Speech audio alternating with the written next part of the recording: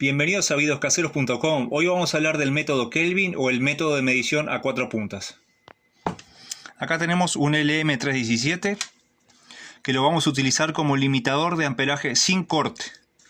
Simplemente usaremos el regulador con una resistencia de 12 ohms conectado de esta manera. En este lado va a entrar la tensión continua y de este lado va a salir la misma tensión pero calibrada a 100 mA. O sea que si hay alguna resistencia o carga que esté conectada a la salida, no va a superar nunca los 100 mA. ¿Para qué lo vamos a usar eso? Lo usaremos para el método de medición a 4 puntas. Como ya dije, método Kelvin. Acá tengo el circuito, como ya dijimos, el LM317, que lo vimos en la parte anterior, pero con un agregado. Es un regulador 7805, en donde entran de 6 a 28 voltios. Yo es hasta 30 voltios, pero yo por seguridad lo pongo hasta 28. Igualmente con 12 volt, que cualquier fuente de alimentación de 12 volt que tengan lo pueden hacer. Pasa por el regulador. Acá ya tenemos los 5 voltios de salida. Yo le agrego un diodo para rebajar unos 0.6 voltios más o menos. Y acá en este punto tenemos unos 4.5 aproximadamente. Bueno, a la salida estoy teniendo ese mismo voltaje, pero con 100 mA.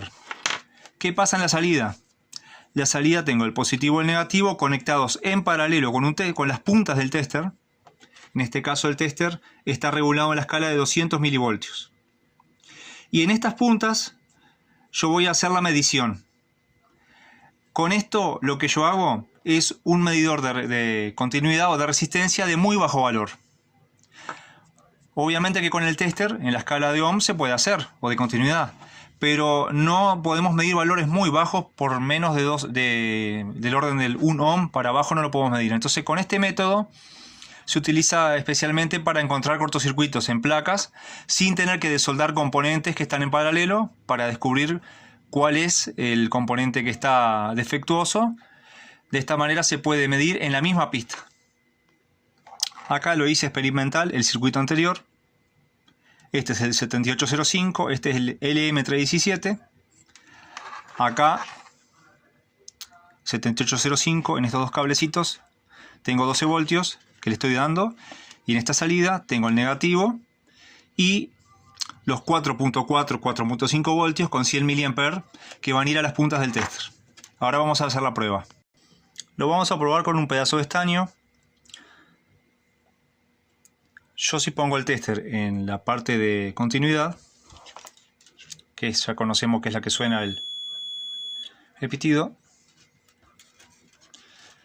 van a ver que me marca continuidad, pero el valor por lo general, dependiendo cada tester, va a ser igual en cualquier parte de la longitud de este trozo de estaño que yo corté, ¿no? Bueno, ahora vamos a probarlo con el circuito que anteriormente hemos explicado. Acá tengo el tester conectado en paralelo, como en el diagrama, con la salida de 100 mA.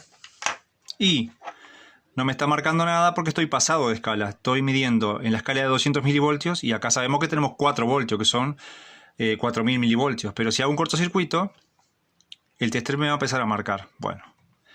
Si agarramos el pedazo este de alambre, en este caso estaño, y yo por ejemplo lo coloco acá, ahí tengo una lectura de 6 milivoltios, ¿no? Si yo lo agarro un poco más acá, tenemos una lectura de 4,3 milivoltios. Si me voy acercando, vamos a ver que va bajando la lectura. Ahí tenemos 2 milivoltios. Ahí ya tenemos 1.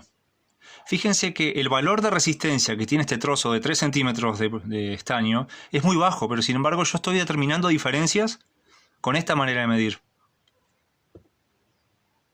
¿Para qué me sirve esto? Lo voy a aclarar y no voy a tratar de hacer muy largo el video. Muchas veces tenemos circuitos, especialmente en las placas de las computadoras, las placas madre, que tienen en varias partes capacitores en paralelo. Por ejemplo, acá tenemos el ground o GND y acá tenemos una tensión. Vamos a poner un ejemplo, 1.5 voltios, ¿no? Que es más o menos la tensión de un procesador. ¿Qué pasa?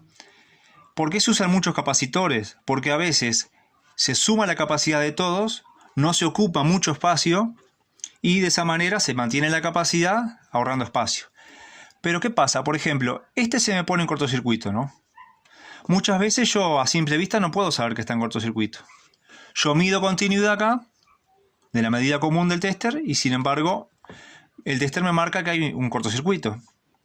¿Cómo sé yo para descubrir cuál de los capacitores está en corto? En el caso de que fuera un capacitor, bueno, haciendo esta medida, yo acá tengo una pista de cobre, que esto tiene un valor resistivo, muy bajo pero tiene. Acá también, y acá también. Acá tengo otro, acá tengo otro, acá tengo otro. Y acá tengo otro, y acá tengo otro, ¿no? Si yo mido acá, y el capacitor este está en corto, la resistencia que se suma va a ser la de estas pistas en serie, las de estas otras, y la del cortocircuito del capacitor. ¿Qué pasa? Si yo me voy acercando, si yo voy probando cada capacitor, y cada capacitor me da un valor, la manera de descubrir cuál es el capacitor que me dé el más bajo valor de milivoltios. ¿Qué pasa? Si yo mido acá, prácticamente no tengo resistencias en serie sumadas a la resistencia que está produciendo el cortocircuito. Entonces va a ser la mínima resistencia la de este capacitor. Y al tener menor lectura en el tester, yo sé que estoy cerca o estoy sobre el componente que está en cortocircuito. Hay muchos videos en YouTube que explican sobre esto, pero yo quise hacer un pantallazo más bien de qué método es este. Bueno, es un método muy útil, la verdad. Sencillo, pero muy útil. Porque de esta manera podemos, como dije, buscar averías en placas sin tener que estar desoldando los componentes. Pero es una medida básica. Obviamente que hay componentes que son más complicados de descubrir, pero por lo general lo básico son los capacitores.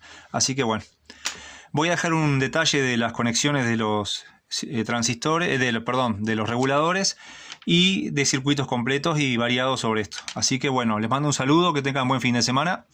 Hasta pronto.